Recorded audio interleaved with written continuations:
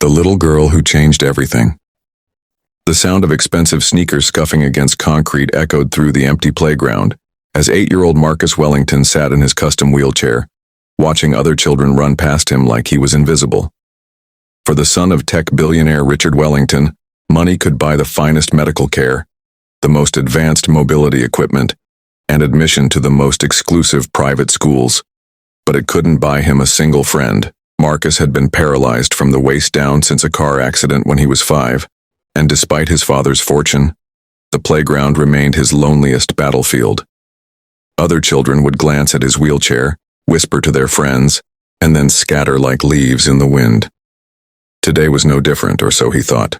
If this story touches your heart, please take a moment to like this video, share it with someone who needs to hear it, and don't forget to comment below with your thoughts. Your support means everything to our trillionaire in love family, and subscribing helps us bring more inspiring stories like this one to you. Marcus rolled his chair closer to the sandbox where a group of kids were building elaborate castles, hoping maybe today would be different. "Can I help?" he asked softly, his voice barely audible above the playground chatter. The children looked up, their faces a mixture of confusion and discomfort. One boy, clearly the group's leader, shook his head firmly. "We don't have room," he said, though there was plenty of space around the sandbox. The rejection stung, but Marcus was used to it by now. He had learned to swallow the hurt, to pretend it didn't matter when birthday party invitations never came, when group projects left him as the odd one out, when recess meant 30 minutes of solitude disguised as freedom. His father tried to compensate with expensive toys, private tutors, and exclusive experiences, but none of it could fill the void left by genuine childhood friendship. From across the playground, 7-year-old Emma Rodriguez watched the scene unfold with growing indignation. Unlike Marcus, Emma came from a working-class family. Her mother cleaned offices at night to make ends meet, and her father worked double shifts at a manufacturing plant. She wore hand-me-down clothes and carried a lunch packed in a reused brown bag. But she possessed something that Marcus's billions couldn't buy, a heart that saw beyond surface differences. Emma had noticed Marcus before. She'd seen how other kids avoided him, how teachers spoke to him with that overly gentle voice reserved for those they pitied, and how he spent most recesses alone by the fence, staring longingly at games he couldn't join. While other children saw only his wheelchair, Emma saw a boy who looked sad, lonely, and desperately in need of a friend. That Tuesday afternoon, as Marcus sat dejectedly near the swing set after another rejection, Emma made a decision that would change both their lives forever. She marched over with the confidence only a 7-year-old could possess, and planted herself directly in front of his wheelchair. "Hey," she said, her dark eyes sparkling with determination. "I'm Emma, let's play." Marcus looked up, startled. No one had ever approached him so directly, so fearlessly. "You want to play with me?" he asked, his voice filled with disbelief. "Yeah, why wouldn't I?" Emma shrugged as if it were the most obvious thing in the world. "You look fun. What do you like to do?" For a moment, Marcus couldn't speak. The simple question, "What do you like to do?" was revolutionary to him. Most adults asked how he was feeling, if he needed help, or spoke about him in hushed tones to others. But Emma was asking about his interests, his preferences, treating him like any other kid on the playground. "I like stories," Marcus finally managed. "And I'm really good at strategy games. I can solve puzzles really fast, and I know a lot about space and dinosaurs." Emma's face lit up. "That's awesome. I love dinosaurs too. Did you know that T-Rex arms were actually really strong even though they looked small?" She plopped down on the grass beside his wheelchair, completely unbothered by sitting at his level. "Tell me about space. I want to be an astronaut someday." And just like that, the wall that had surrounded Marcus for 3 years began to crumble. They talked about black holes and asteroid belts, debated whether velociraptors or triceratops were cooler, and Emma listened with genuine fascination as Marcus shared facts he'd learned from his extensive collection of educational books. But their budding friendship didn't go unnoticed. Other children began to stare and whisper. Some parents who picked up their kids looked disapprovingly at Emma for associating with that disabled boy. The social dynamics of elementary school, complicated by adult prejudices and childhood fears, created challenges neither child had anticipated. The first major obstacle came within a week. During lunch, Emma sat with Marcus instead of her usual group of friends. Sarah, who had been Emma's best friend since kindergarten, approached their table with crossed arms and a stern expression. "Emma, why are you sitting with the weird kid in the wheelchair?" Sarah asked loudly enough for nearby tables to hear. "Come sit with us at the normal table." Emma's cheeks flushed with anger. Marcus isn't weird, and there's nothing abnormal about him. He's smart and funny and nice, which is more than I can say about people who are mean to others. The confrontation escalated when Sarah's mother, Mrs. Patterson, heard about the lunch incident from other parents. She cornered Emma's mother, Maria, after school one day. "I think you should know that your daughter is spending time with that Wellington boy," Mrs. Patterson said with barely concealed disdain. "It's not appropriate. The other children are starting to talk, and frankly, I don't think it's healthy for Emma to be around someone so different." Maria Rodriguez had worked hard her entire life, cleaning up after people who looked down on her, and she recognized prejudice when she heard it. She stood taller, her eyes flashing with protective fury.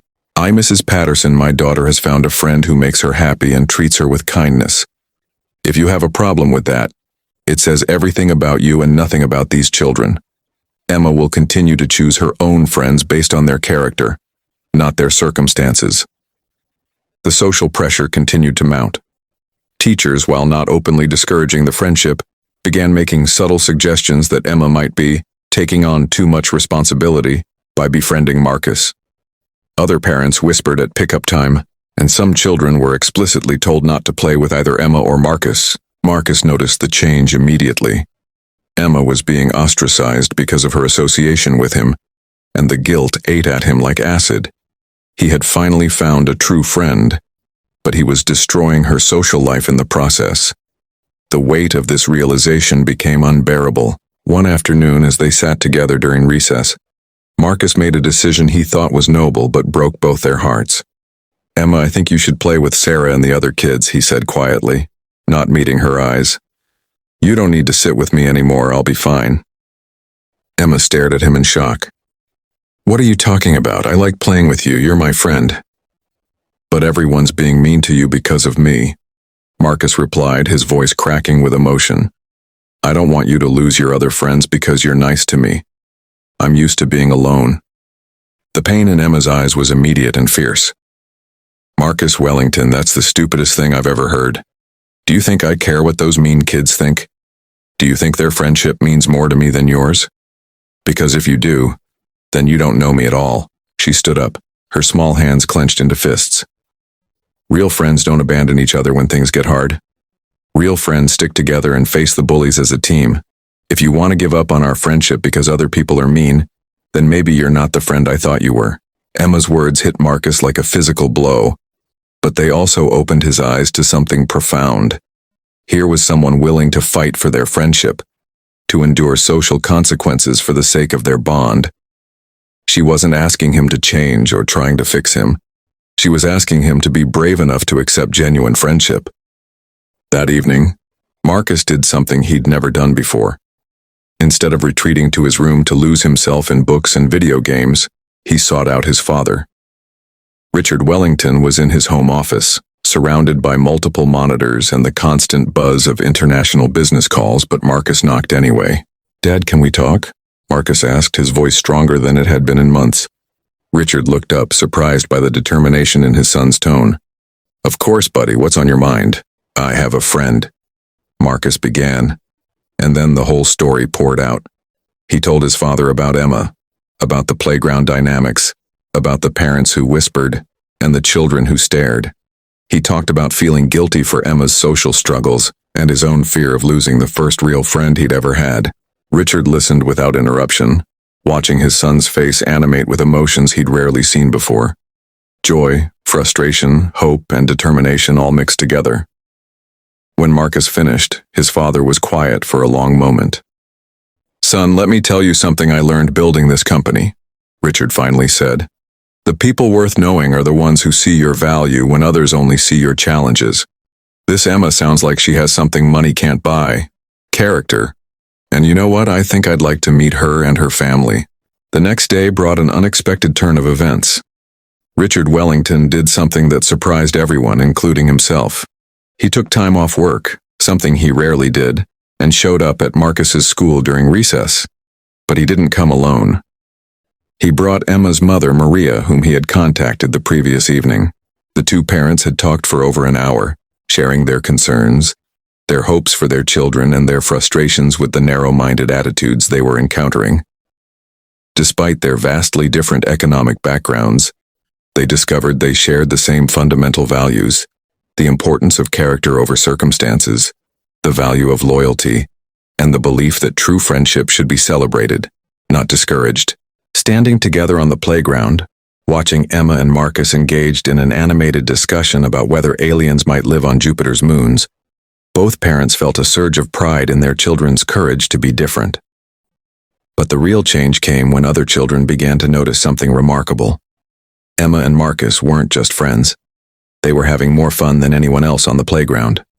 Emma's creativity combined with Marcus's strategic thinking led to elaborate imaginative games that captured other kids' attention. They created space exploration missions, dinosaur rescue operations, and treasure hunts that were far more engaging than anything happening in the regular playground cliques. Slowly, tentatively, other children began to approach. First, it was quiet Tommy, who was fascinated by Marcus's knowledge of astronomy. Then came creative Lily, who loved Emma's storytelling abilities. Soon, a small group had formed around them, drawn not by pity or charity, but by genuine interest in the fun and friendship they offered. Marcus discovered that when he stopped focusing on what he couldn't do and started sharing what he could do, other children responded positively. His wheelchair became less of a barrier and more of just another part of who he was. Emma never treated his disability as invisible. She acknowledged it matter-of-factly while never letting it define their friendship's boundaries. The transformation wasn't immediate or complete. There were still children who remained aloof, parents who harbored prejudices, and moments when both Emma and Marcus felt discouraged. But they had each other, and increasingly, they had a growing circle of friends who had learned to see past surface differences. One particularly meaningful moment came during the school's spring carnival. Traditional games were modified to be inclusive, and Marcus found himself not just participating but leading a team in a strategy-based scavenger hunt.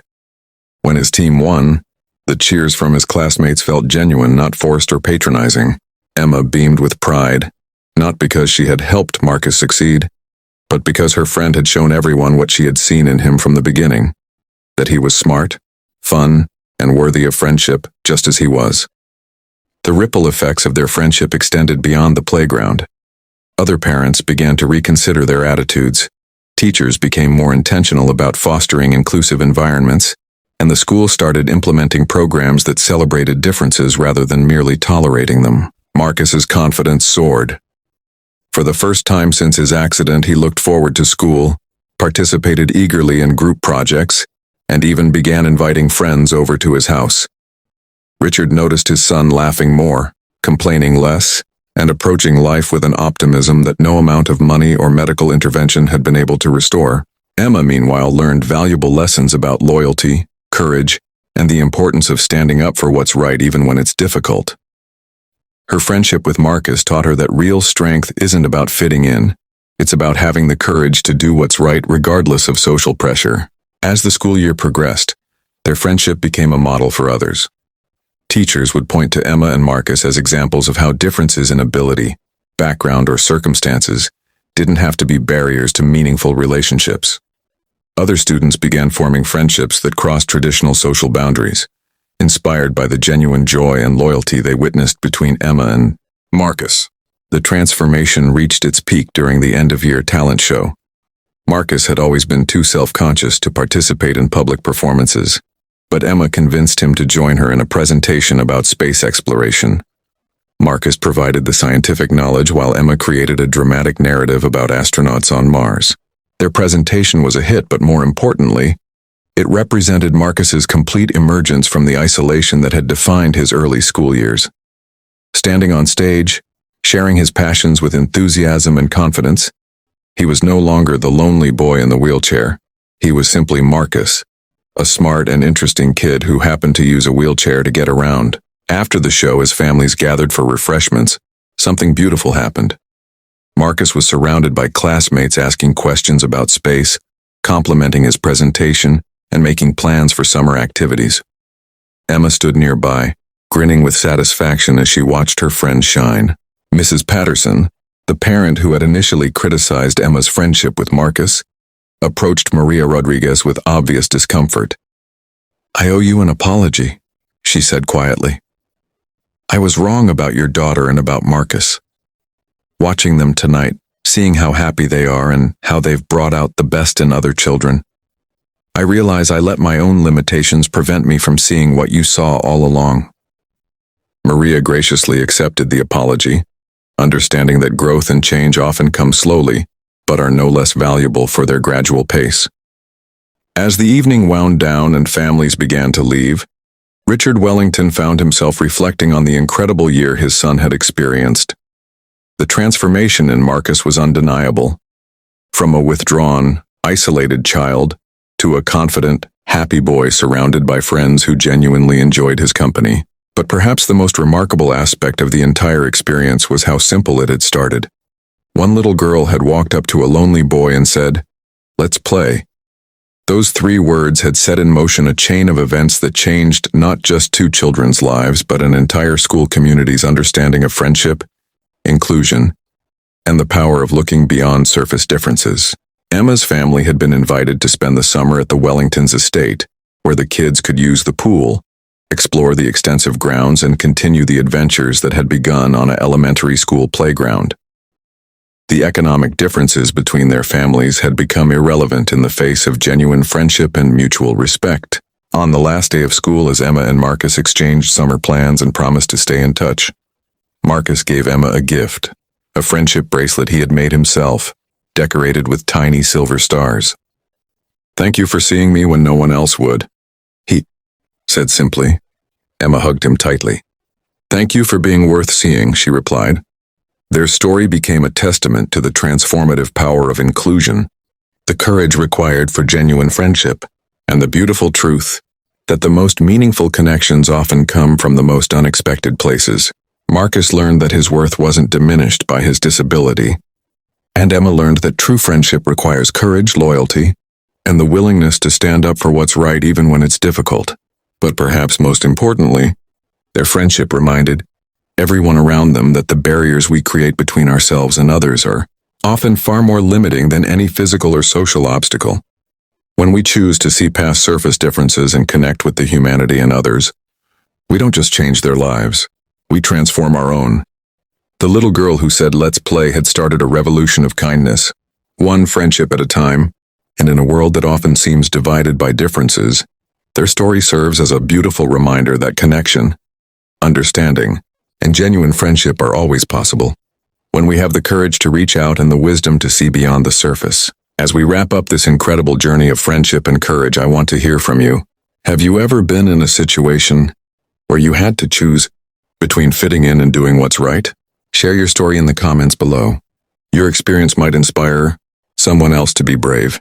If this story touched your heart, please give it a like and share it with friends and family who need to be reminded of the power of genuine friendship. Don't forget to subscribe to Trillionaire in Love for more inspiring stories that celebrate the beauty of human connection. Together we can spread more kindness and understanding in our world. Thank you for being part of our community. And remember, sometimes the most profound changes start with the simplest acts of courage.